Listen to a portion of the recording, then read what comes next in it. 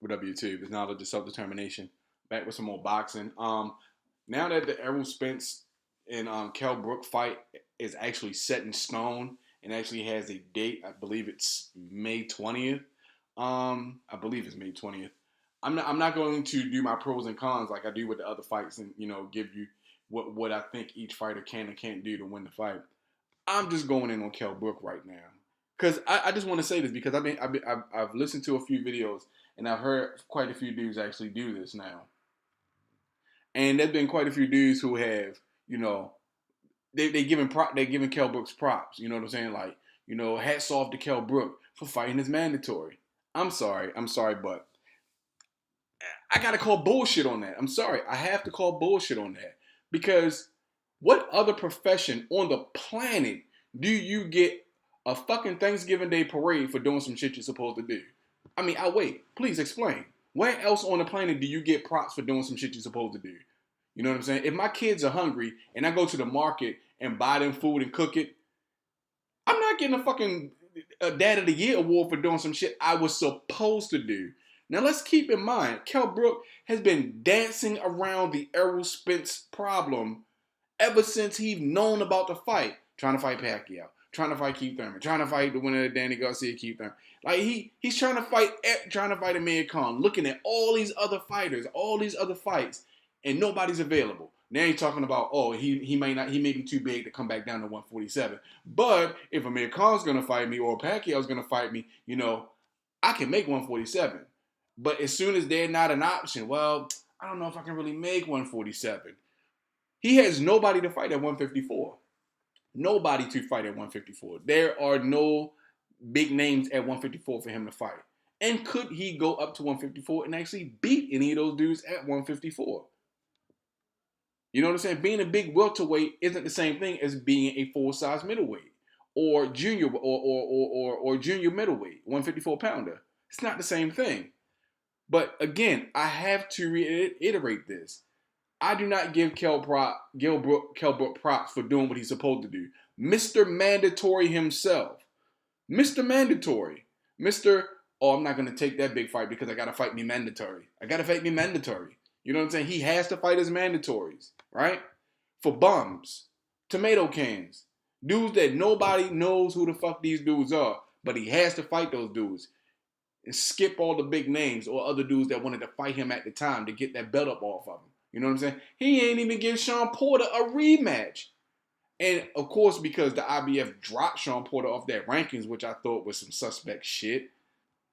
But in any event, no, he doesn't. No. I'm gonna say it again for those who didn't hear it. No, you don't get props for doing some shit you're supposed to do. Errol Spence is your mandatory. You don't get props for soft shoeing and tap dancing around the dude and trying to talk your way out of the fight. Versus, I want to fight all these other fighters. Then it's, I don't even know if I can make the weight comfortably. Then it's, who really knows who Errol Spence is? And now that you're backed into a corner and you literally have no other options other than fight him or give up the belt. Fight him and give up the belt. You have nowhere to run to, nowhere to turn. Fight him and give up the belt. Now all of a sudden it's, we don't duck anybody. We don't run from anybody. I'm going to do what the fans want me to do. The fans have been clamoring for you to fight this dude. Obviously, all the backlash he's been getting, and now what you want to do what the fans want you to do, the fans want you to fight your mandatory. The fans don't want to see you wait on Keith Thurman, Danny Garcia winner. The fans don't want you to wait on a Jeff Horn, Manny Pacquiao winner. The fans don't want to see that. We don't want to see that. Man, come on. Get out of here with that, man. No. And I like Kell Brook as a fighter. I think he's a very highly skilled individual. I believe Kell Brook can fight. I believe he does. He does have a very high skill set. I do believe that. The Sean Porter fight, I thought he held a lot in that fight. Yes, he did clinch a lot in that fight. But he did some really good work in that fight. I got to give him props for that. And he made me a fan of his after that. But I got to call a spade a spade. Dude, he bullshitted up until this point. You do not get props for doing some shit you were supposed to do. You don't go from being Mr. Mandatory to getting props now for fighting mandatory. How come he didn't get props for fighting JoJo Dan or Kevin Bezier? Nobody gave him props for that. Nobody said, you know what? Hats off to Kell Brook for fighting those two tomato cans. Now I mean, because they his mandatories. Nobody gave him props for that, but they're gonna give him props for doing what he's required to do in order to hold on to a championship belt. No, you don't get props from me for that, man. I still like you as a fighter, and I wish you all the luck in the world with this fight. I think Errol Spence is gonna win. I'll talk about that in another video. But no, you don't get props from me for doing some shit you were supposed to do. I just can't stoop down to that level of mediocrity and give a dude props for some shit that he's supposed to do in the first place. And if he would have went up or took another fight, I'd have called him a pussy. He ducked, and it would have been the end of it. But I don't get.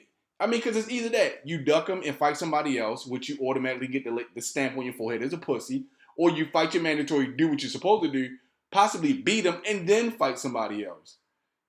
No, I don't give him props for going up and fighting Triple G because nobody wanted to see that. Nobody asked you to do that, dude. Nobody asked you to do that. So if your face, your eye bone is compromised because you got your brain smacked in the ring with Gennady Golovkin, that's your own fucking fault for chasing dollars and not doing what you're supposed to do. That's your own fault. You compromised yourself. If your orbital bone is compromised now because you went up when nobody asked you to go up so you could avoid Errol Spence in the first place, that's your own fucking fault. You should have thought of that shit before you took your tail between your legs and ran. I'm sorry. I'm just calling a spade a spade. Hey, whoever doesn't like it, fuck it. You just don't have to like it. But I'm calling a spade a spade. This dude shouldn't have went up and fought him because nobody wanted to see that shit. You know what I'm saying? He shouldn't have been tap dancing around the whole Errol Spence issue in the first place because nobody wanted to hear that shit. And now that you have no choice but to fight him, you don't get props for doing some shit that you should have done in the first place. Sorry, dude. You don't get any fucking props for that. I'm out. Peace.